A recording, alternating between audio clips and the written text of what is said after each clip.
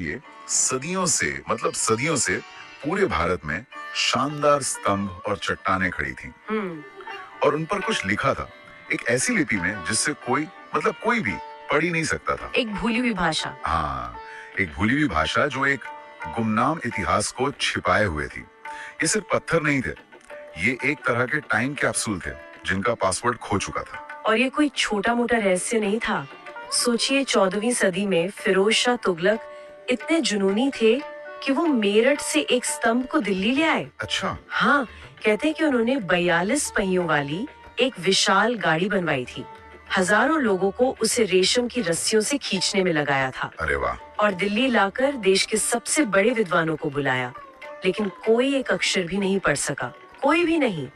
बाद में अकबर ने भी कोशिश की और वो भी नाकाम रहे। तो आज हम इसी कहानी की तह तक जाएंगे। हमारे पास कुछ बेहतरीन लेख, एकेडमिक शोध और ऐतिहासिक विवरण हैं और हम मिलकर ये समझेंगे कि आखिर ये सदियों पुराना कोड टूटा कैसे। इसे तोड़ने वाला जीनियस कौन था और वो कौन सा महान सम्राट था जो अंधेरे से निकलकर अचानक इतिहास के मंच पर दोबारा आ गया। हमारा मिशन सिर्फ एक कहानी सुनाना नहीं है, बल्कि उस यूरेका मोमेंट को जीना है जिसने भारत के इतिहास को हमेशा के लिए बदल दिया। तो चलिए माहौल तैयार करते हैं। 19वीं सदी की शुरुआत तक दिल्ली, इलाहाबाद और देश के कई कोनों में ये स्तंभ और चट्टानें खामोश खड़ी थीं। इन पर एक बहुत ही सुंदर सुलझी हुई लिपि खुदी की, लेकिन वो किसी के पल्ले नहीं पड़ रही थी। ये क्या राज छिपाए हुए थी। यहाँ ये समझना जरूरी है कि ये सिर्फ नक्काशी नहीं थी। अच्छा। ये इतिहास के प्राथमिक स्रोत थे, मतलब सीधे अतीत से आए हुए दस्तावेज। इन्हें पढ़े बिना इस्लामी शासन से पहले का भारतीय इतिहास लगभग एक अंधेरी गुफा जैसा था, एक धुंधली रेखा की तरह। हाँ, एक इतिहासकार ने उस दौर को यही कहा था, एक धुंधली रेखा जिसके पार कुछ भी साफ दिखाई नहीं देता। मतलब ये कि इतिहासकारों के पास जो भी जानकारी थी वो या तो ग्रीक यात्रियों के लिखे वृत्तांतों से थी या फिर धार्मिक ग्रंथों और कहानियों से। बिल्कुल। और इन खामोश पत्थरों पर जो दो मुख्य लिपियां थीं, वो थी ब्राह्मी और खरोष्ठी। ये बात हैरान करती है ना कि सदियों से जो काम बड़े बड़े विद्वान और शासक नहीं कर पाए, उसे सुलझाने वाला कोई प्रोफेशनल इतिहासकार या भाषाविद नहीं था। तो आखिर ये जेम्स प्रिंसेप थे कौन? वो इस पहेली के बीच में आए कैसे? जेम्स प्रिंसेप एक कमाल के इंसान थे। वो कलकत्ता और फिर बनारस की टकसाल में एक परख मास्टर थे, असी मास्टर। हाँ, मतलब उनका मुख्य काम था सिक्कों में सोने चांदी की शुद्धता को जांचना। लेकिन प्रिंसेप सिर्फ एक सरकारी अफसर नहीं थे, वो उस जमाने के पॉलीमैथ थे। पॉलीमैथ मतलब कई विषयों के माहिर। हाँ, वो एक बेहतरीन कलाकार थे जिन्होंने बनारस के घाटों और गलियों के इतने सुंदर और सटीक चित्र बनाए जो आज भी ऐतिहासिक दस्तावेज माने जाते हैं। अरे वाह। वो एक वास्तुकार थे जिन्होंने बनारस टकसाल की इमारत और शहर की जल निकासी प्रणाली का डिजाइन तैयार किया। और उनकी सबसे बड़ी दिलचस्पी थी न्यूमिज्मेटिक्स में, यानी सिक्कों के अध्ययन में। हाँ, और उनकी यही अलग अलग काबिलियतें इस खोज की चाबी बनने वाली थी। तो एक असे मास्टर जो सिक्कों की धातु जांचता है, वो अचानक एक प्राचीन लिपि को सुलझाने में कैसे लग गया? ये कनेक्शन कैसे बना? कनेक्शन बना एशियाटिक सोसाइटी ऑफ बंगाल के जरिए। प्रिंसेप उसके जर्नल के संपादक बन गए। अच्छा। इस वजह से पूरे भारत से लोगों द्वारा खोजे गए पुराने सिक्के, तांबे की प्लेटें और शिलालेखों की छाप उन्हीं के पास आने लगी। और उन्होंने देखा कि उन छोटे छोटे सिक्कों पर भी वही रहस्यमयी अक्षर खुदे हुए थे जो उन विशाल स्तंभों पर थे। बिल्कुल। तो यहाँ से जासूसी शुरू होती है। उनके पास अब बिखरे हुए सुराग थे, स्तंभ, चट्टानें और सैकड़ों सिक्के। सही कहा। और उस जमाने में इतिहासकार अक्सर अनुमान लगाते थे, लेकिन प्रिंसिप एक वैज्ञानिक की तरह काम कर रहे थे। उन्होंने बाकायदा चार्ट्स बनाए। चार्ट्स? हाँ, किस सिक्के पर कौन सा निशान कितनी बार आया है, इसका पूरा हिसाब रखा। वो सिर्फ अक्षरों को नहीं, बल्कि उनके दोहराव के पैटर्न को देख रहे थे।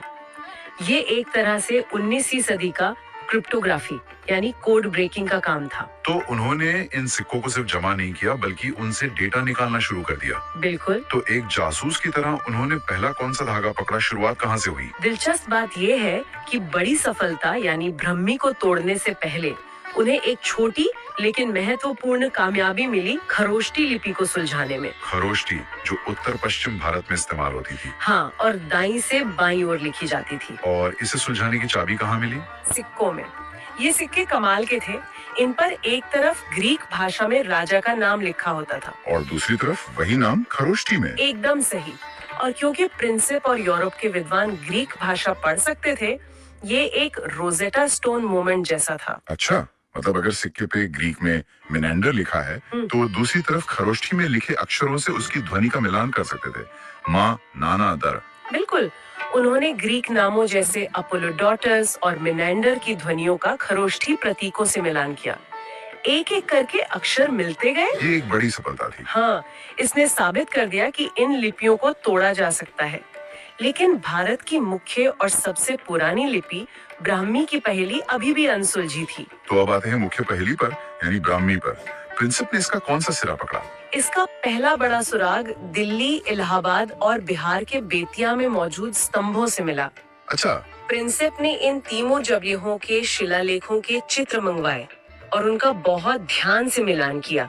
उनकी वो कलाकार वाली पैनी नजर यहाँ काम आई। और उन्होंने क्या पाया? उन्होंने एक बड़ी खोज की।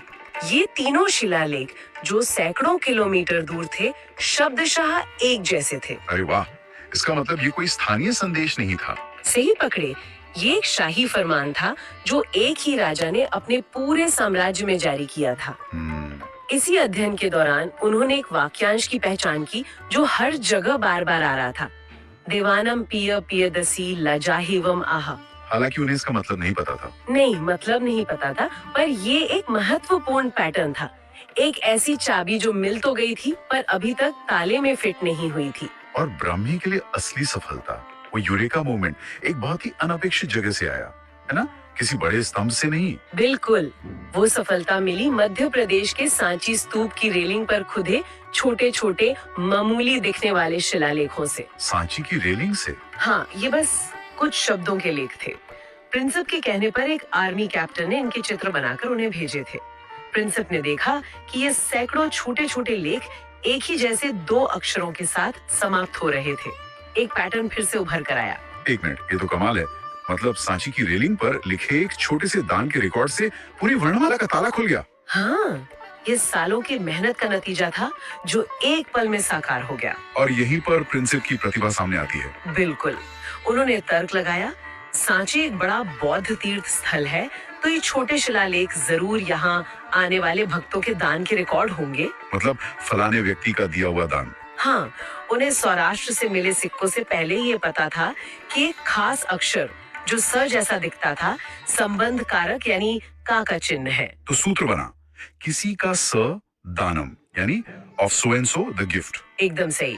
इस तर्क से उन्हें दानम शब्द पहचानने में मदद मिली, जिसका पाली और संस्कृत में मतलब दान होता है। और इस एक शब्द ने उन्हें वो दो जरूरी अक्षर दिए जो अब तक पता नहीं थे, दा और न। उनके पास पहले से ही कुछ अक्षरों के बारे में अनुमान थे। जैसे ही दा और न अपनी जगह पर बैठे, बाकी सब कुछ एक डोमिनो इफेक्ट की तरह खुलता चला गया। और प्रिंसिप ने खुद इस पल के बारे में क्या लिखा? प्रिंसिप ने अपने जर्नल में लिखा, इस खोज के बाद कुछ ही मिनटों में मुझे पूरी वर्णमाला मिल गई। ये 1837 का साल था। सदियों से खामोश पड़े पत्थर अब बोलने वाले थे। हाँ, उन्होंने तुरंत उस बार बार आने वाले वाक्यांश को पढ़ा, देवानम पिये पियदसी लाजा हेवम आहा, और अब इसका मतलब साफ था। देवताओं के प्रिय प्रियदर्शी राजा, ऐसा कहते हैं। बिल्कुल। तो लिपि पढ़ ली गई, कोड टूट गया, लेकिन कहानी यहाँ खत्म नहीं हुई। अब एक नया सवाल खड़ा हो गया, ये देवताओं का प्रिय प्रियदर्शी राजा था कौन? सही। ये पहचान अब भी एक बहुत बड़ा रहस्य थी, क्योंकि इन शिलालेखों में कहीं भी राजा का असली नाम नहीं लिखा था। ये एक बहुत ही अजीब स्थिति थी। हाँ, सोचिए, हमारे पास एक राजा के शब्द थे, उसकी नीतियाँ थी, उसके आदेश थे, लेकिन उसका नाम नहीं था। वो अपनी प्रजा से नैतिकता और अहिंसा की बातें कर रहा था, लेकिन खुद गुमनाम था। कुछ इतिहासकारों ने तो ये भी मान लिया था कि शायद देवानम पिय पियदसी किसी काल्पनिक आदर्श राजा का नाम हो। तो इस आखिरी पहेली को कैसे सुलझाया गया? इस गुमनाम राजा को उसका नाम कैसे वापस मिला? इस आखिरी और सबसे महत्वपूर्ण कड़ी को जोड़ने का श्रेय जाता है जॉर्ज टर्नर को। वो उस समय ब्रिटिश सिविल सर्विस में श्रीलंका में तैनात थे। और वो वहाँ क्या कर रहे थे? वो वहाँ के प्राचीन बौद्ध ग्रंथों, खासकर दीपवंश और महावंश का पाली से अंग्रेजी में अनुवाद कर रहे थे।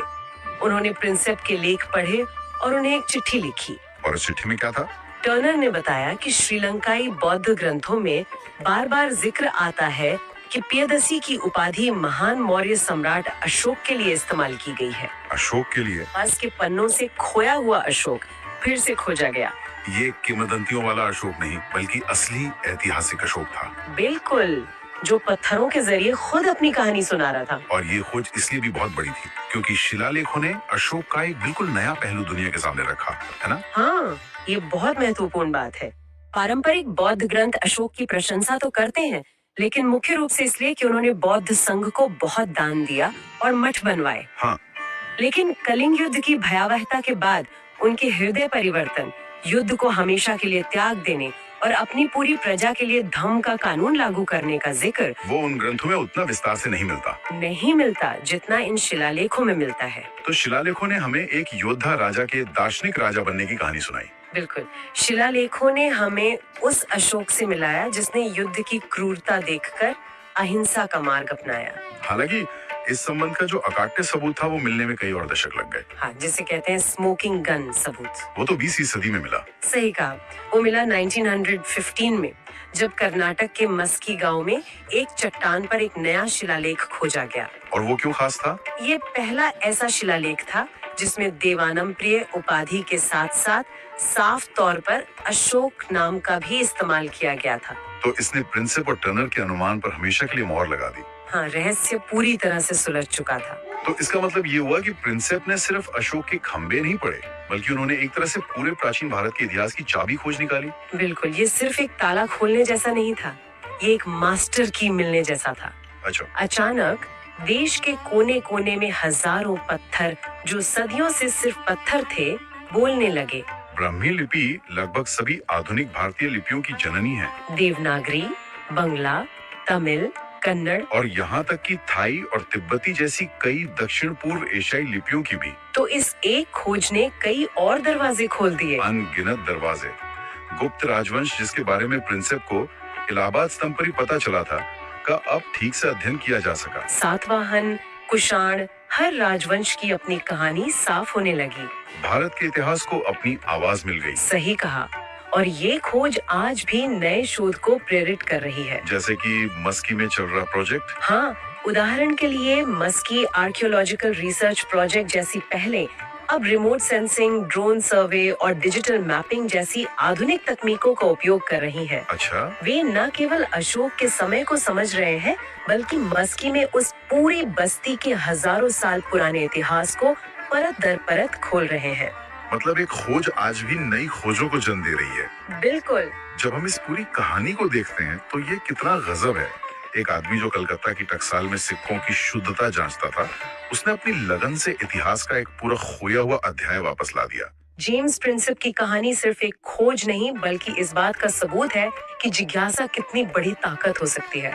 उनकी मेहनत ने भारतीय इतिहास की एक धुंधली रेखा को एक स्पष्ट और जीवंत अध्याय में बदल दिया। उन्होंने हमें न केवल अशोक से मिलवाया, बल्कि भारत के अतीत को पढ़ने की एक चाबी भी हमेशा के लिए हमें दे दी। चलिए जाते जाते एक विचार के साथ इस चर्चा को समाप्त करते हैं। ब्राह्मी लिपि तो पढ़ ली गई, लेकिन भारत की सबसे पुरानी लिपि, हड़प्पा सभ्यता की सिंधु लिपि, आज भी एक रहस्य बनी हुई है। हाँ, उसके प्रतीकों वाली 4000 से अधिक मोहरें और कलाकृतियां हमारी समझ का इंतजार कर रही हैं।